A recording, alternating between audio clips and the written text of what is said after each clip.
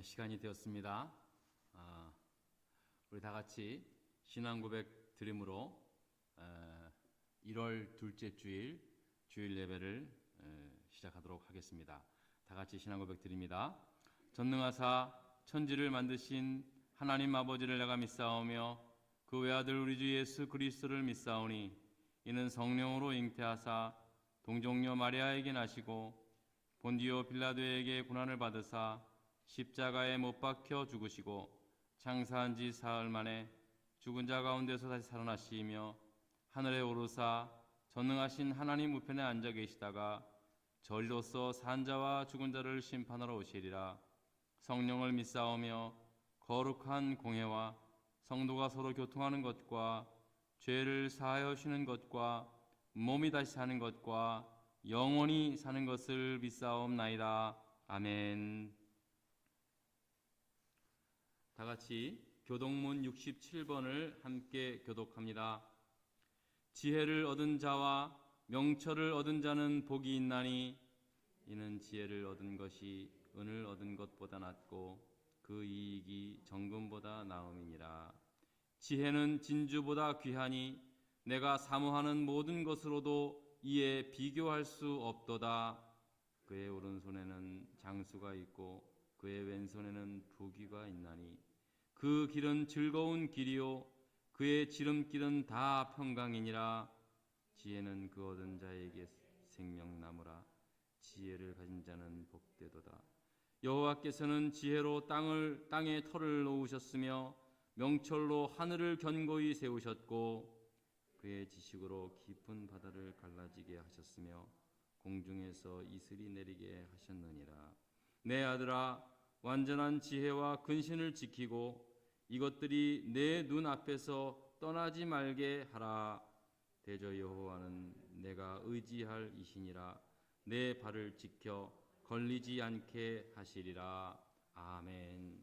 함께 다 같이 일어나셔서 찬송가 10장을 찬양하겠습니다. 4절서부터는 앉아서 찬양합니다.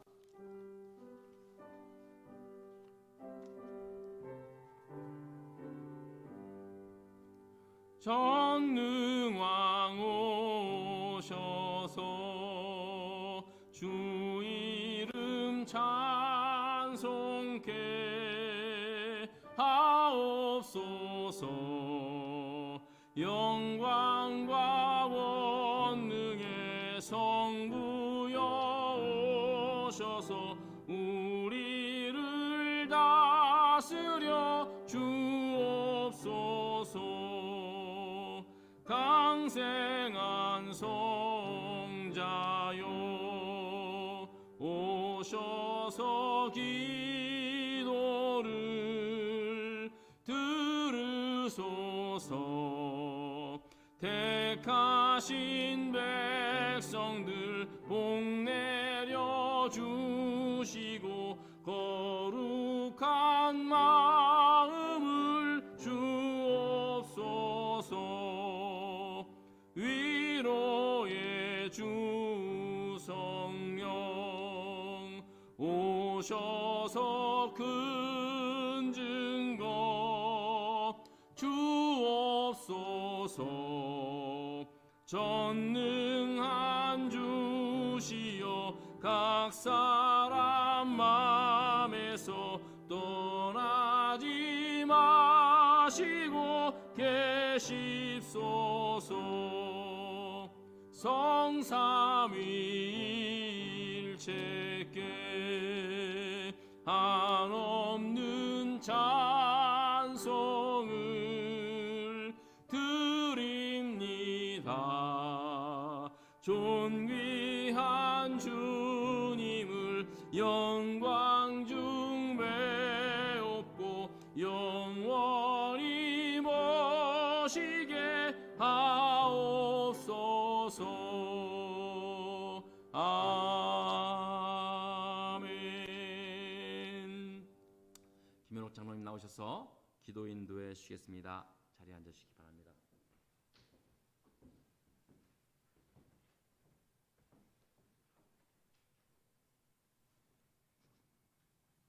다 같이 기도드리시겠습니다.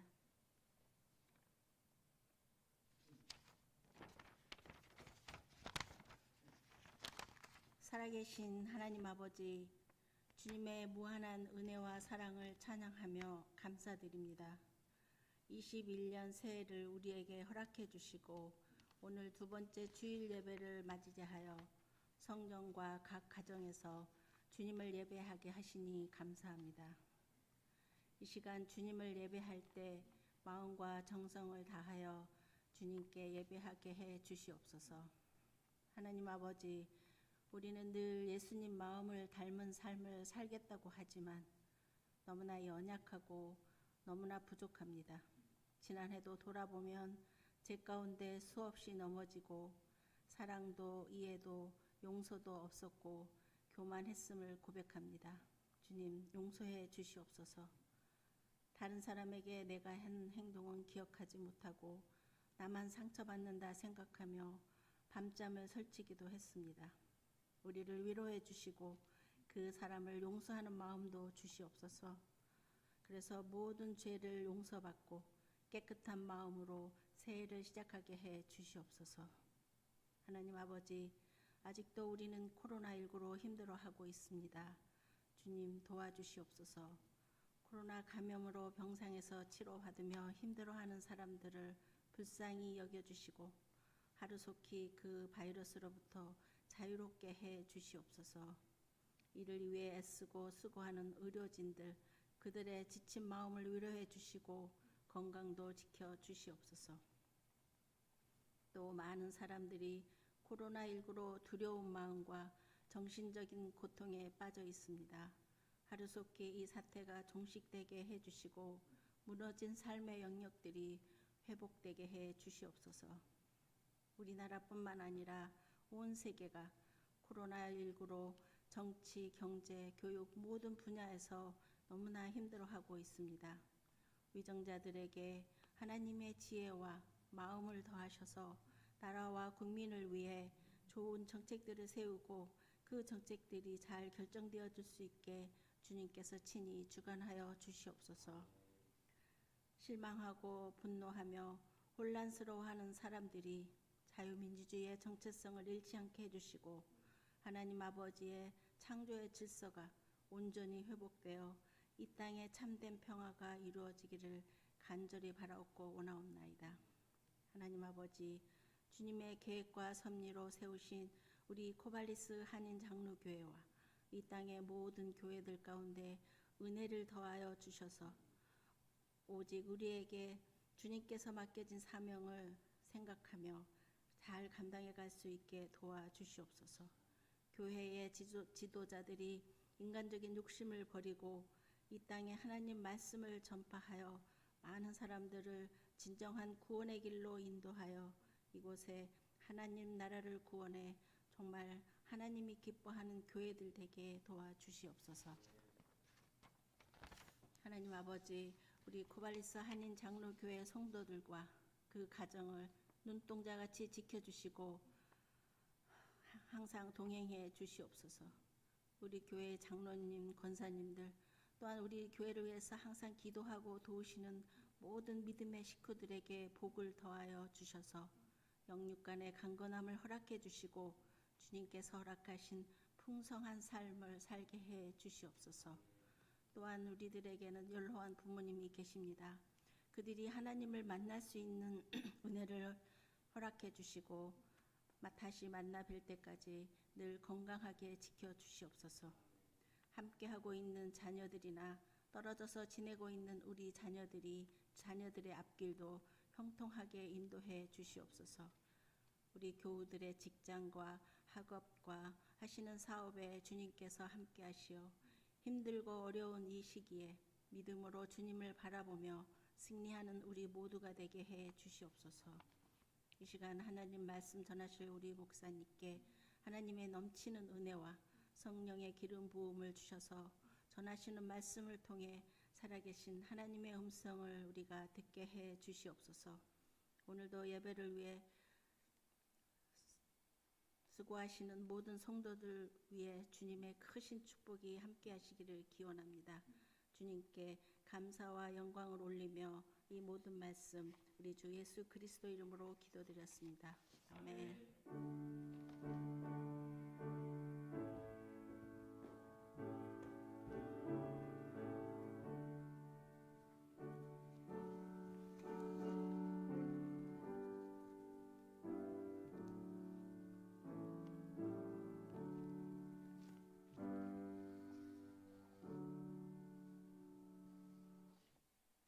1월 둘째 주일 말씀 함께 보도록 하겠습니다.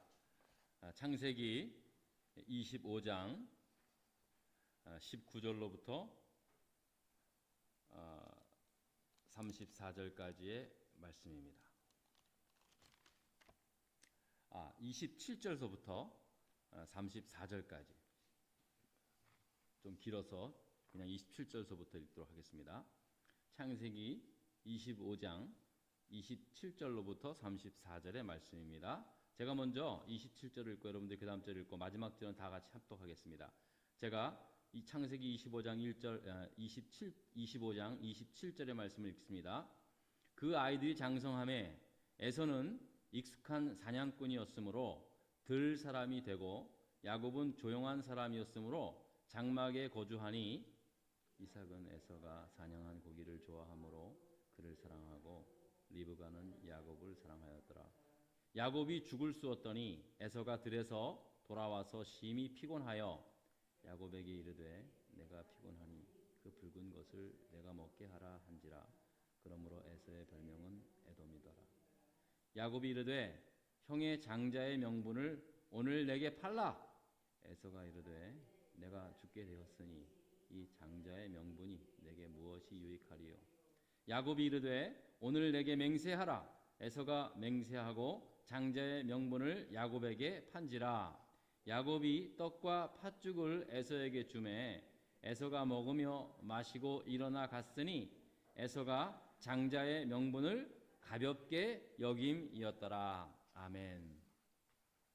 여러분, 지난 주일에는 아브라함의 아들 이삭의 이야기를 통해서 우리가 정말로 받아야 할 진정한 복은 하나님의 약속에서부터 나온다라는 사실을 우리가 알게 되었습니다. 또 오늘은 이제 그 아브라함의 아들 이삭, 그 이삭의 쌍둥이 아들 에서와 야곱의 이야기를 통해서 우리가 하나님의 자녀됨에 구해야 되고 받아야 할 그런 축복에 대해서 말씀을 전해드리도록 하겠습니다.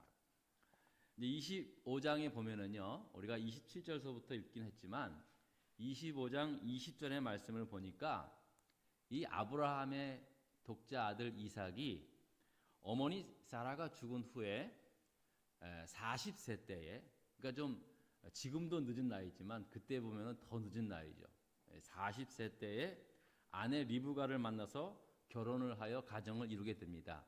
이 이야기는 창세기 24장에 아주 장황하게 설명이 되어 있습니다. 이삭은 늦은 나이에 결혼을 해서 바로 아이를 갖기를 원했지만 그것이 뜻대로 안 돼서 20년이 지난 이삭의 나이 60세 때에 리브가를 통해서 쌍둥이 아들을 얻게 됩니다.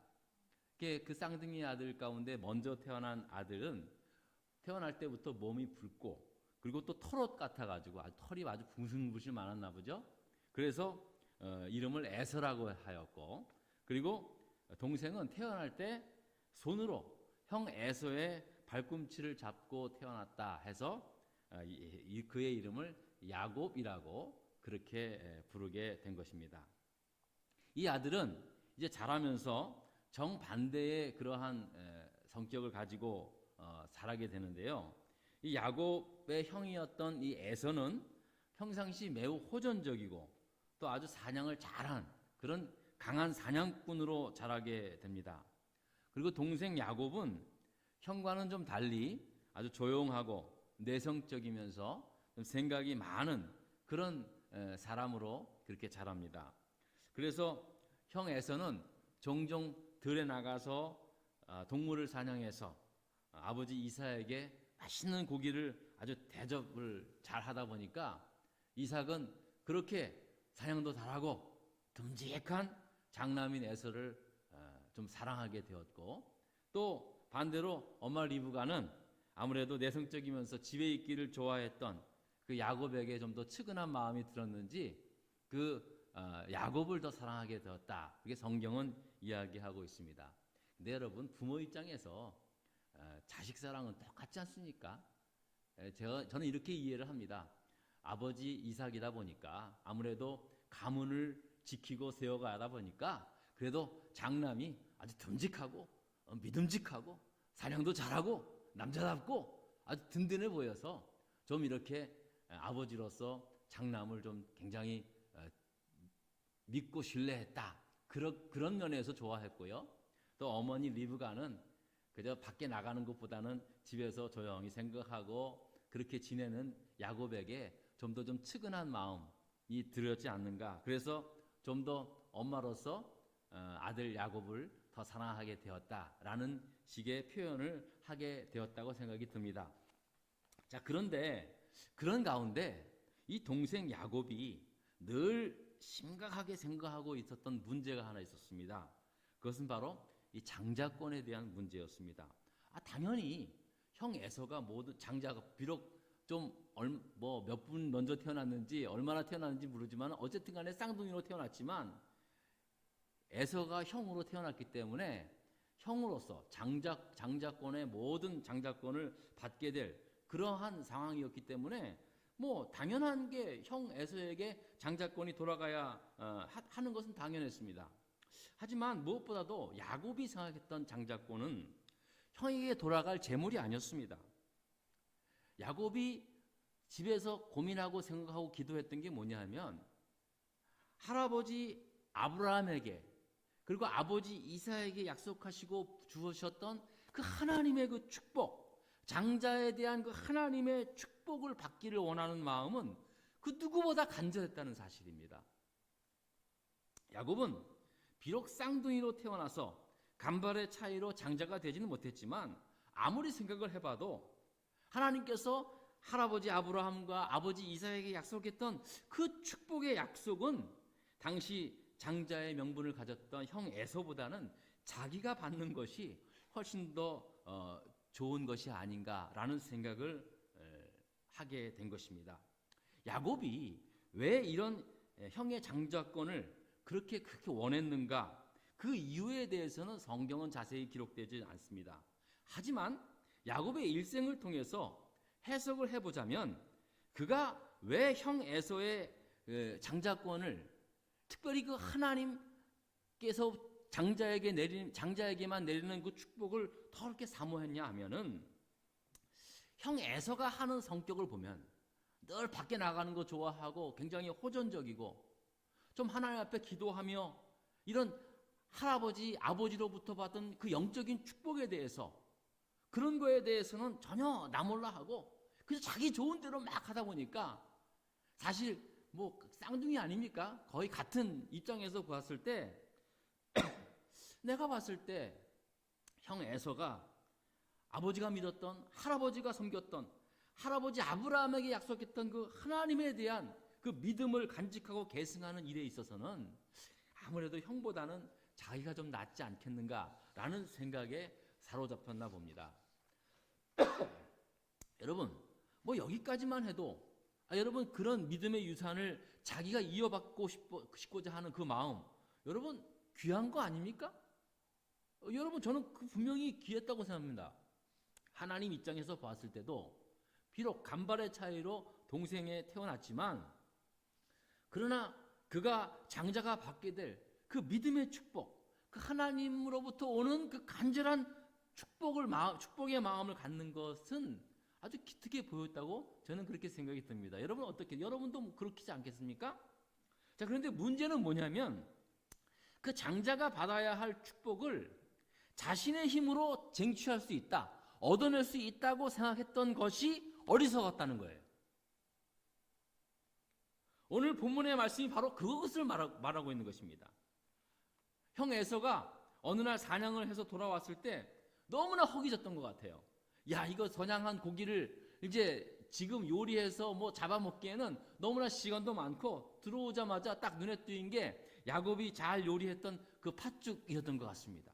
붉은 죽같이 보였던 그런 것이 너무나 먹고 싶어요. 너무나 냄새도 좋고. 그래서 야, 너 지금 먹으려고 하는 그 팥죽 내게 다오 라고 얘기했나 보죠. 그랬더니 동생 야곱이 때는 이때다 하고 그래 형? 이거 진짜 먹고 싶어? 그래 나 지금 배고파 죽겠어. 그러면 형이 가지고 있는 장자권 나한테 팔으라고. 그렇게 당돌하게 이야기를 한 겁니다. 그랬더니 이 에서가 너무 얼마나 배고픈지 몰라도 야, 그까짓 거 장자권이 뭔 대수냐? 야, 너 갖고 있는 빨리 팥죽이나 나한테 줘. 어? 너 뭐 장자권 갖고 싶어? 그러면 너 가져. 너무나 생각도 없이, 아무런 생각도 없이 그냥, 그래? 그럼 너 장자권 그래 팔게. 나 지금 배고파 죽겠으니까 어여그 먹을 거나 좀 다고라고 그렇게 얘기를 한 겁니다. 야곱은 뭐라 그럽니까? 옳지, 잘 됐다. 그럼 맹세하라고. 맹세까지 받아내서 결국은 팥죽 한 그릇으로 이제 형에게 그 장자권을 사는 그러한 내용이 나오고 있는 것입니다.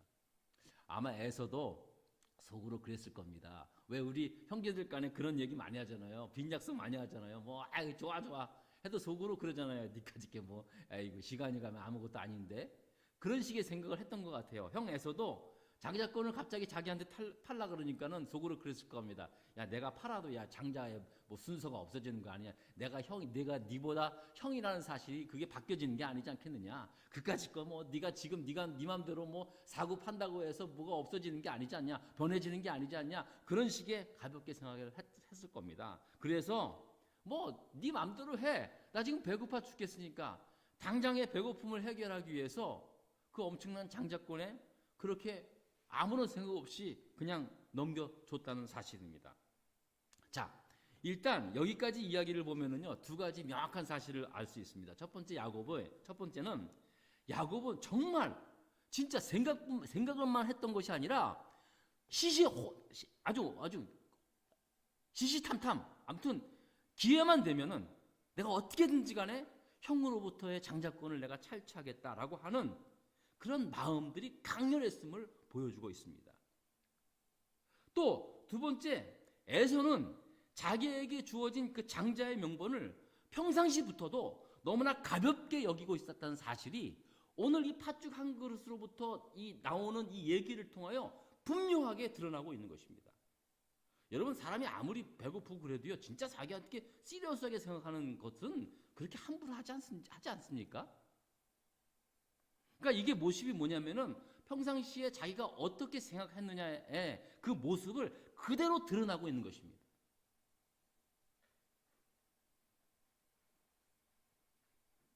그런데 여러분, 생각해 보십시오. 어디 팥죽 한 그릇에 이미 주어진 장자의 신분을 사고 팔 수가 있는 것입니까? 이건 넌센스예요, 사실은. 이건 정말 우스운 이야기입니다. 예? 여러분, 팥죽 한 그릇에 지들이 사고 팔았다, 맹세했다 그래서 진짜로 뭐 장자가 바뀌지고 그렇습니까? 바뀌지는 게 아닙니다. 그런데 여러분, 여기서 오해를 하면 안 되는 사실이 하나 있습니다. 아무리 형 에서가 장자의 명분을 가볍게 여겼다 해도 분명히 동생 야곱이 허기져서 들어온 형에게 팥죽 한 그릇으로서 형의 장자권을 산 일에 대한 정당성을 부여해서는 안 된다는 사실입니다. 간혹 그렇게 가르치거나 그렇게 이해하려고 하는 사람이 있어요. 이런 식으로라도 장자권을 산 야곱이 의롭다라고 생각하는 사람이 있습니다. 여러분, 이건 분명 이 일은 동생 야곱이 형을 속인 아주 교활한 사건임에도 불구하고 목적을 위해서라면 방법은 좀 다르실 수 있다라고 하는 것, 마치 변호라고 하듯이 해석하는 듯한 이야기로 오해할 수도 있습니다.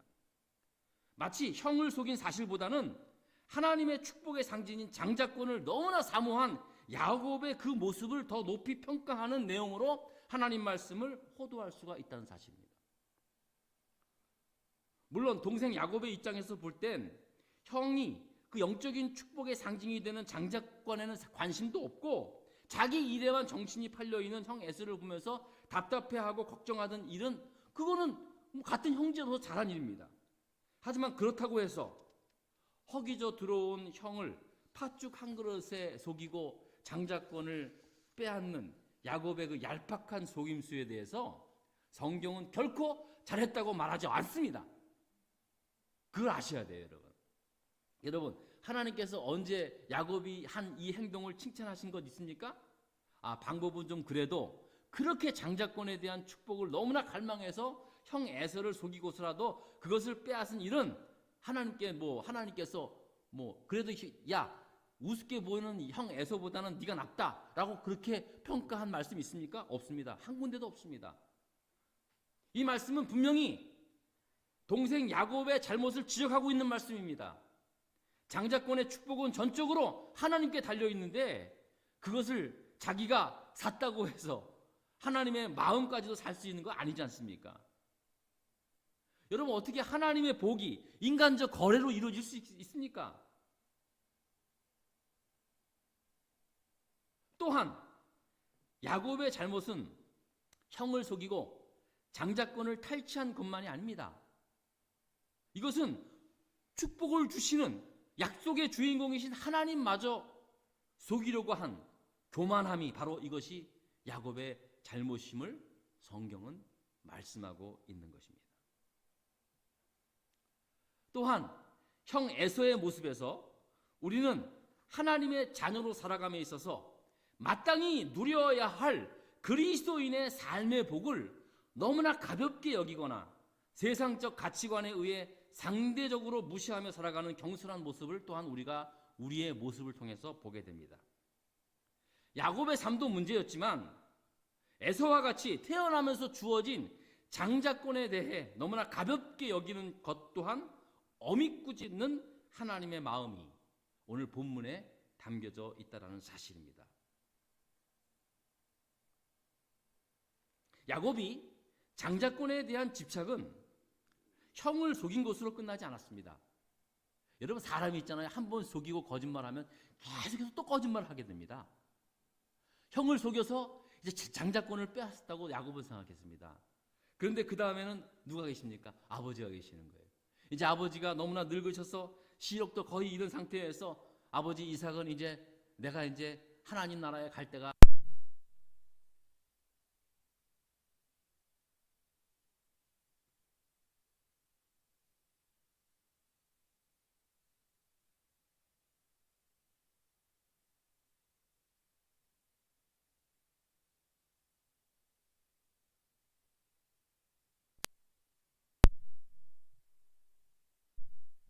그걸 마지막으로 먹고 내 사랑하는 너에게 마음껏 장자권의 축복을 해주겠노라고 그렇게 말합니다. 그리고 에서는 아버지 이야기를 듣고 내 아버지하고 이제 사냥을 하러 들여 나갔을 때 바로 이러한 이야기를 들었던 어머니 리브가가 아들 야곱에게 알려줍니다. 야, 아들아, 지금 아버지가 형 에서에게 장자의 축복을 하려고 그렇게 한다. 야곱은 그 이야기를 듣고 엄마랑 상의해가지고 몰래 자기가 형 에서인 것처럼 염소털을 막 몸에 바르고 해가지고 아버지를 속입니다. 아버지를 속이고 형이 받아야 할 장자권의 축복의 기도를 자기가 받게 됩니다. 여러분, 이 사건도 역시 이렇게 해서 아버지를 속여서 장자의 축복 기도를 받았다고 해서 하나님의 축복권을 이해해서는 안 됩니다. 오히려 이것은 이렇게 자기 힘으로 하나님을 움직여 보겠다고 하는 야곱의 비겁하고 교활한 모습을 여과 없이 보여주고 있다는 사실입니다. 여러분, 하나님의 복이 이런 식으로 얻어지는 것 결코 아니라고 하는 가르침입니다. 여러분, 오해하서는 안 돼요. 남을 속여서라도 하나님의 축복을 받아낼 수 있는 것입니까? 이건 아니라는 것입니다. 여러분, 미신과 참된 신앙이 무슨 차이가 뭔지 아십니까? 미신은 내가 믿는 신을 갖다가 내가 정성을 다해가지고 신의 뜻을 바꾸려고 하는 거예요. 내가 내 힘으로 신의 뜻을 바꾸려고 하는 그것이 미신입니다. 참신앙이 뭡니까? 내가 순종과 겸손을 통해서 하나님에 의해서 하나님의 뜻을 받들어 섬기려고 하는 그러한 신앙이 바로 참된 신앙입니다. 여러분, 우리가 예수를 믿는다고 해도, 하나님을 믿는다고 해서 내가 내 의도로 야곱처럼 내가 어떤 일을 통해서 하나님을 움직이려고 하는 것 굉장히 위험합니다. 참된 신앙이 뭡니까? 하나님의 말씀에 순종하고 하나님의 뜻에 의해서 움직여 나가는 삶, 그것이 진정한 복인 줄 알고 살아가는 것, 이게 바로 참된 복이라는 것입니다. 하지만 야곱은 그렇지 않았습니다. 장자가 받는 그 축복을 사모하는 것은 너무나 귀한 것이었지만 그 집념이 너무나 강한 나머지 형을 속이고 아버지를 속이게 되었다는 사실입니다. 이런 식으로 야곱이 장조권을 얻었다고 생각해서는 절대 안 된다는 사실입니다. 이것을 믿음으로 판단해서는 안 되는 것입니다. 오히려 야곱은 이 속인 일로 말미암아 형을 속이고 아버지 이삭을 속인 일로 말미암아 자기 자신도 속임을 당하는 일을 만나지 않습니까? 외삼촌 라반에게 속임을 당해서 결국 자기가 사랑하는 아내 라헬과 결혼하기 위해서 14년을 종처럼 일하며 살게 됩니다. 나중에는 자기 자식들에게 사랑하는 그 아들 요셉이 짐승의 밥이 되었다는 속임을 당하지 않습니까? 자기가 자기 피를 이어받은 자식들에게 자기도 속임을 당합니다. 결국 성경의 이야기는 다 결국 뿌린 대로 거둔다는 사실을 말씀하고 있습니다. 결국 속이는 인생은 속임 당하는 인생으로 살아갈 수밖에 없다는 사실을 성경은 계속해서 말씀을 하고 있습니다. 또한 야곱의 형 에서 또한 역시 자기에게 주어진 장자권을 너무나 가볍게 생각하는 걸로 말미암아 하나님은 그에게 마음을 돌리셨습니다. 결국 장자의 축복권은 그토록 원했던 야곱에게 허락이 됩니다. 하지만 결코 그의 인간적인 술수나 방법이 아닌 하나님의 때와 방법으로 하나님은 그 야곱의 그 장자권을 야곱에게 허락합니다. 바로 그것이 그 때와 장소가 약복 강가의 나루터였습니다. 야곱은 전적으로 복의 근원이 되시는 하나님을 약복 강가에서 만나게 됩니다. 그리고 그는 그 약복 강가에서 자신의 그러한 교활함으로 형을 속이고 아버지를 속임으로 형제의 의를 깨뜨리고 한 가정을 파탄을 일으켰던 일들을 철저히 회개합니다. 야곱은 그 야곱 강가에서 하나님의 사자를 붙잡고 자기의 환도뼈가 탈골이 될 정도로 평생을 절름거리며 살아가는 아픔을 겪으면서도 그를 놓지 않고 당신에게 축복해 주지 않으면 결코 내가 여기서 죽겠다라고 하는 그러한 간절함에 결국 그는 하나님의 축복을 얻어내기에 이릅니다. 사랑하는 교우 여러분, 이제 2021년 새해를 맞이해서 두 번째 주일을 맞이했습니다. 저는 여러분에게 이 이삭의 아들 에서와 이 야곱의 이야기를 통해서 저는 여러분들이 하나님의 자녀로서 받아야 할 그 권세, 하늘의 은혜, 그리고 땅의 복을 간절히 사모하며 기도하시는 여러분 되시길 바랍니다. 적어도 야곱에게 있어서 우리가 본받아야 할 것은 그토록 사모했던 하나님에 대한 축복입니다. 할아버지 아브라함을 통해서 아버지 이삭을 통해서 베풀어 주시고 약속했던 그 하나님의 복을 사모하는 그 적어도 그 야곱의 마음만큼은 우리도 그렇게 사모해야 합니다. 영접하는 자 곧 그 이름을 믿는 자들에게는 하나님의 자녀가 되는 권세를 주셨다고 했습니다. 여러분, 그 권세는 세상 권세와는 다른 권세입니다. 하지만 그렇다고 해서 세상에 속하지 않은 것은 아닙니다. 우리가 이 세상에 살아가는 하나님의 자녀로서 마땅히 누려야 할 엄청난 하나님의 복이 있습니다. 여러분, 이것을 왜 외면합니까? 야곱과 같은 마음으로 우리도 기도해야 합니다. 간절히 사모해야 합니다. 하나님, 내가 이 땅에 살아가면서 하나님의 자녀로서 받아야 할 하나님의 권세, 하늘의 복을, 땅의 은혜를, 땅의 복을 허락하여 주시옵소서라고 하는 야곱이 가졌던 그 간절함을 가져야 한다는 거예요, 여러분. 그런 여러분 되시길 바랍니다.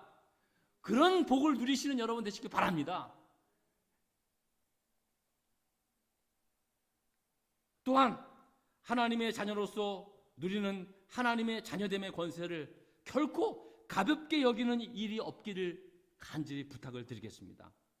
여러분, 사실 우리가 살아가면서 우리의 신앙이, 내가 믿는 하나님이 때로는 아무것도 아닌 것처럼 보일 때가 있습니다. 내가 믿는 하나님이 너무나 무기력하게 보일 때가 있습니다. 내가 그렇게 믿고 섬겼던, 내 아버지 어머니 때부터 섬겼던 그 하나님이 마치 살아계시지 않은 것처럼 느낄 때가 있습니다. 저는 사실 이 팬데믹 사태를 거의 1년이 넘게 이제 경험해 가면서 정말 하나님이 계시는 건가? 저는 가장 비참했을 때가 뭔지 아십니까? 교회가 이 팬데믹 사태에 너무나 무기력하게 아무것도 하지, 오히려 교회발 바이러스 환자, 왜 너무나 가슴이 아파요? 왜 교회에서 발생하는 것은 뭐 교회발 어디 무슨 뭐 요번에도 뭐 어디 뭐 수련회에서 뭐 했다 그래서 난리가. 아니 세상을 치료하고 세상에 빛이 되어야 할, 소금이 되어야 할 교회가 이게 바이러스의 감염지 온상이 된 것처럼 이렇게 보여지는 이 교회가 너무나 창피하고 너무나 무기력해 보였습니다.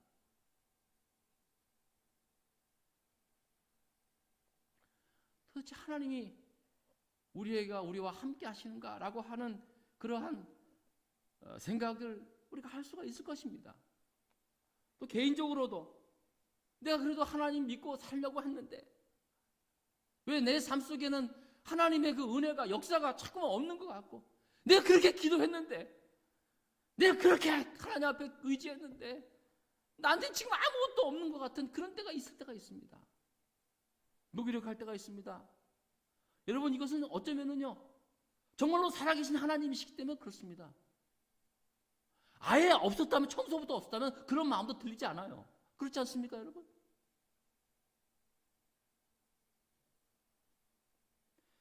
예, 그렇습니다. 인정합니다. 목사님, 저도 그럴 때가 있는데 왜 우리가 그런 때가 없었겠습니까? 하지만 여러분, 우리가 그렇게 우리의 신앙이 아무것도 아닌 것처럼 무기력하게 느끼고 있지만 결코 무시해서는 안 됩니다. 결코 가볍게 여기서는 안 된다는 거예요. 에서처럼. 에서가 가볍게 여긴 것은 자기의 힘이 있었습니다. 너무나 지나친 자신의 힘, 자신의 능력 때문에 그는 어쩌면 나 그 장자권 안 받아도 돼, 그런 축복 없어도 돼, 아버지한테 그런 축복 기도 안 받아도 돼요. 사실은 내 힘으로 얼마든지 내가 가진 재주로, 내가 가진 능력으로 나 이 세상에서 잘 살 수 있어요. 네, 맞습니다. 여러분 가진 능력으로, 여러분 가진 재주로, 여러분 가진 재능으로, 돈으로 하나님 없이도 이 세상 잘 살 수 있습니다. 그러나 그것으로 끝날까요? 아니요. 그렇게 살다가 끝나면은 아무것도 아니라면 얼마든지 나도 하나님 안 믿어요. 왜 그 하나님 믿을 필요가 뭐 있어요? 그러나 그것으로 끝나는 것이 아닙니다. 남보다 더 잘 먹고, 남보다 더 권세 있고, 남보다 더 좀 떵떵거리며 잘 사는 것, 그게 인생의 성공인 줄 아십니까? 그게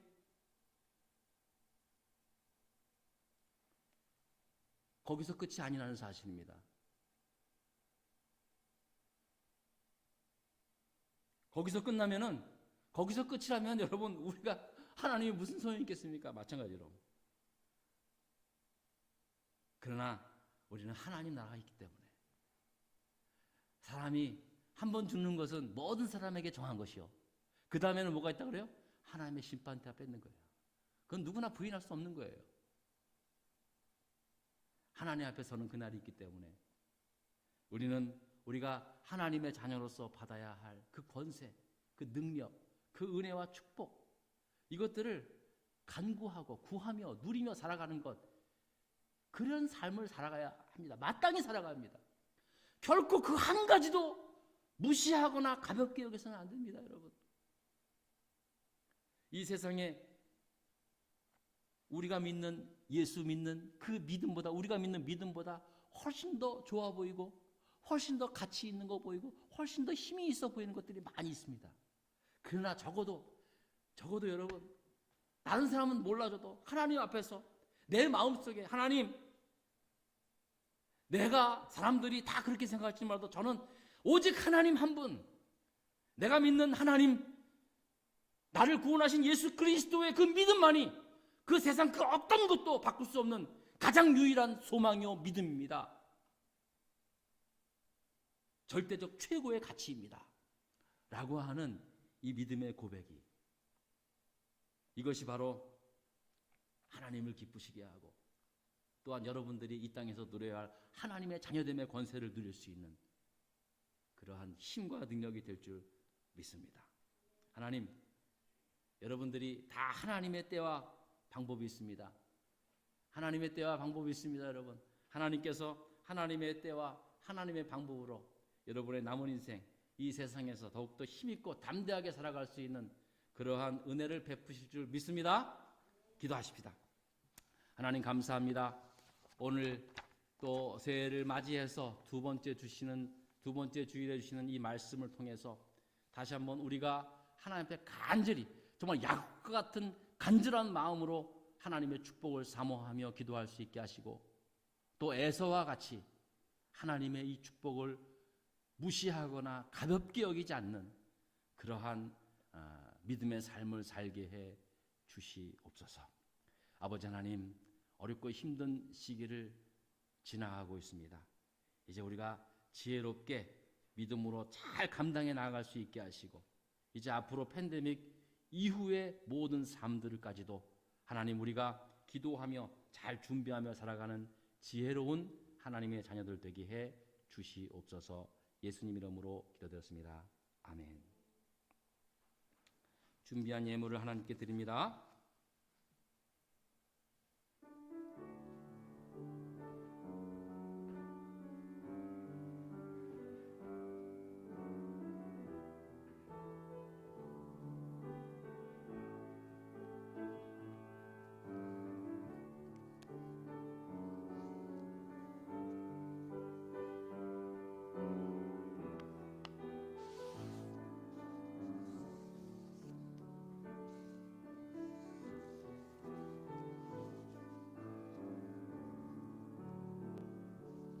다 같이 자리에서 일어나셔서 봉헌성 부르면서 드리는 건 봉헌하겠습니다.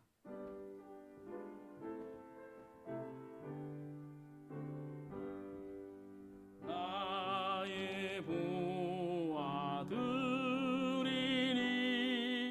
주여 받아주셔서 하늘나라 위하여 주 뜻대로 쓰소서. 아멘. 하나님 감사합니다. 오늘 또 이렇게 새해 들어 두 번째 주일을 맞이하면서 하나님 앞에 이 예배당에 나와 하나님 앞에 예배할 수 있게 하신 것 정말 감사합니다. 또한 유튜브를 통해서라도 이렇게 이 주일 예배에 참여할 수 있게 하신 것 진심으로 감사를 드립니다. 오늘도 하나님 아버지 귀한 예물을 하나님께 드립니다. 이 예물 속에 담겨져 있는 우리의 정성을 받아주시고 우리의 모든 기도의 제목들 또한 주님이 흥양하여서 하나님의 선하신 때와 방법으로 온전히 이루어지는 역사를 보게 하여 주시옵소서.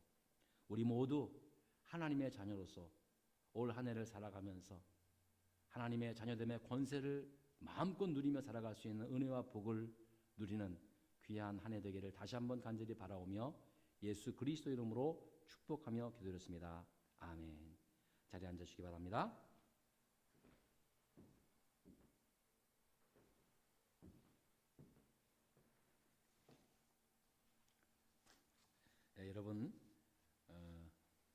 여러분들이 잘 교회 오셔서 개인적으로 잘 방역 수칙에 따라 행동해 주셔서 정말 고맙습니다. 앞으로도 이제 뭐 우리 교회는 법적으로는 아무런 문제가 없기 때문에 그래서 계속해서 일단은 주일에 이렇게 주일 예배를 계속 드리도록 하겠습니다. 교회 창립 25주년 기념 예배가 이제 다음 주 1월 24일 주일 예배로 드려집니다. 이번에는 뭐 많은 사람들을 뭐 초청을 해서 예배를 드리진 않지만 적어도 우리 교회 교인들은 다 한 자리에 모여서 창립 25주년을 감사하며 그 예배를 드렸으면 참 좋겠습니다. 여러분 그렇게 기억하시고 기쁜 마음으로 25년이라는 것은 정말 뭐 어떻게 보면 짧은 시간일 수도 있겠지만 한 교회가 이곳에서 25년을 지내왔다는 것은 정말로 감사할 일이고 자랑할 일입니다. 여러분 다시 한번 기억하기는 25년 동안 우리 교회를 섬겼던 수많은 분들이 계십니다. 그분들이 뿌려놓은 씨앗들이 계속해서 열매를 맺는 그러한 교회 될 수 있도록 여러분 기도해 주시고 또 준비해 주실 수 있기를 부탁을 드리겠습니다.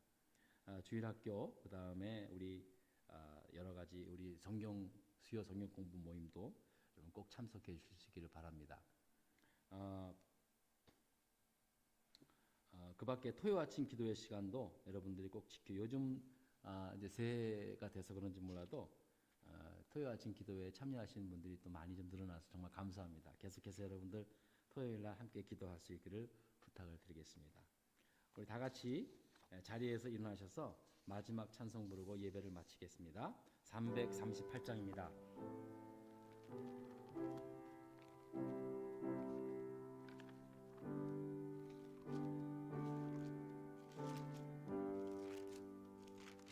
내 주를 가까이 하게 함은 십자가 짐 같은 고생이나 내 일생 소원은 늘 찬송하면서 주께도 나가기 원합니다. 내 고생하는 것 옛 야곱이 돌베개 베고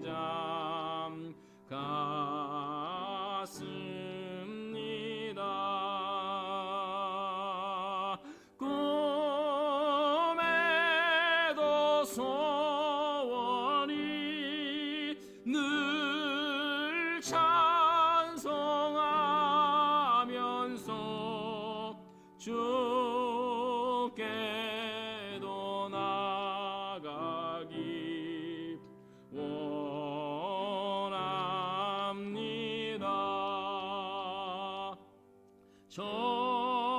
전성에 가는 길 험하여도 생명길 되나니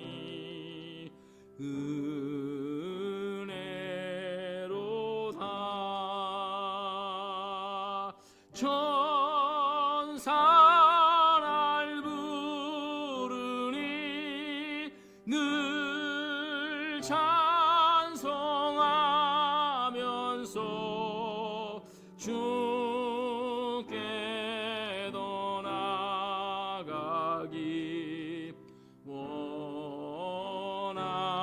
원합니다.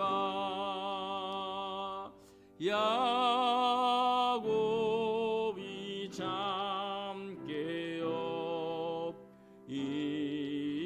일어난 후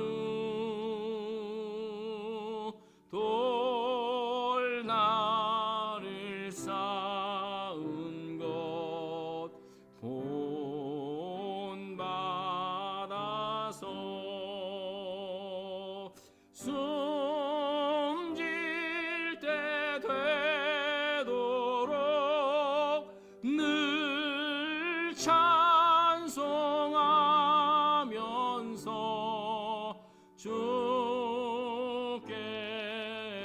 나가기 원합니다.